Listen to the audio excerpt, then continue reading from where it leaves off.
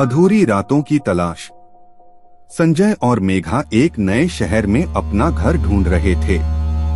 उन्होंने एक पुराने हवेली का सिलसिला शुरू किया जो उनके बजट में थी और उन्हें अच्छी लगी। हालांकि जैसे ही वे वहां रहने लगे, अजीबोगरीब घटनाएं शुरू हो गईं। पहले दिन से ही संजय को लगता था कि घर के अंदर कुछ अलग है। रात के समय जब उन्होंने अपनी पत्नी मेघा को सुलाने के लिए कहा तो वह अचानक ही जोर से चिल्लाई।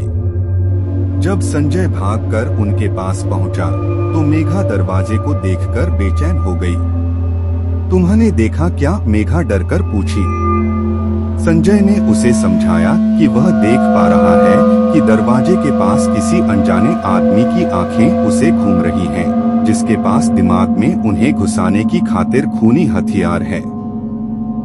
घर में रहने के बाद भी ऐसी घटनाएं रोजाना होती थीं। एक दिन जब संजय अपने ऑफिस से लौटा तो वह देखा कि मेघा एक अजीब चीज के पीछे दौड़ रही है। जब वह पास गया तो वह देखा कि मेघा की पूरी शक्ल बदल चुकी है और वह एक बुजुर्ग महिला बन चुकी है। संजय डर से थरथराया, लेकिन फिर सोचा कि यह सब उसकी समझ से परे है। वह दोनों के बीच जाने का फैसला किया और वह उनकी शादी के लिए एक दिन तय कर लिया।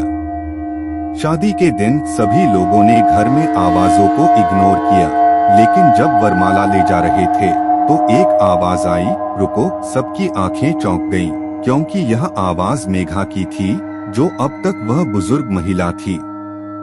वह उसी वक्त देखी गई जब संजय और मेघा एक सामाजिक कार्य में गए थे और उसी ने उन्हें इस तलाश में ले जाने के लिए बुलाया था।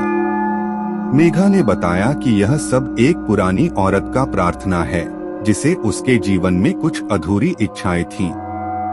वह चाहती थी कि संजय और मेघा उसकी इच्छाओं को पूरा करें। वह दोनों को एक पुराने मकबरे में ले जाकर उनसे एक जिंदा शव को देखने के लिए कहा गया। मेघा ने संजय को देखा और कहा, हमें इसे इसकी इच्छा के अनुसार धान्य करना चाहिए। संजय और मेघा ने उस शव को धान्य किया और अचानक ही सभी आवाजें बंद हो गईं। मेघा की पूरी शक्ल वापस आई और वह फिर से उसी युवा लड़की की तरह दिखने लगी।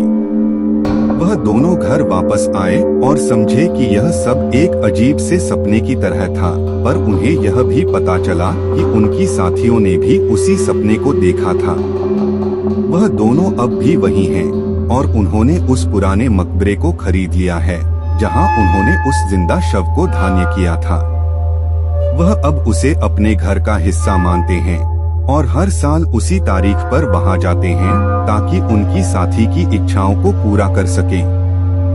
यह कहानी हमें यह सिखाती है कि जब किसी का साथ देने और समझने का दर्द होता है तो हमें उनकी इच्छाओं को मानना चाहिए, चाहे वह कितनी भी अजीब क्यों ना हो।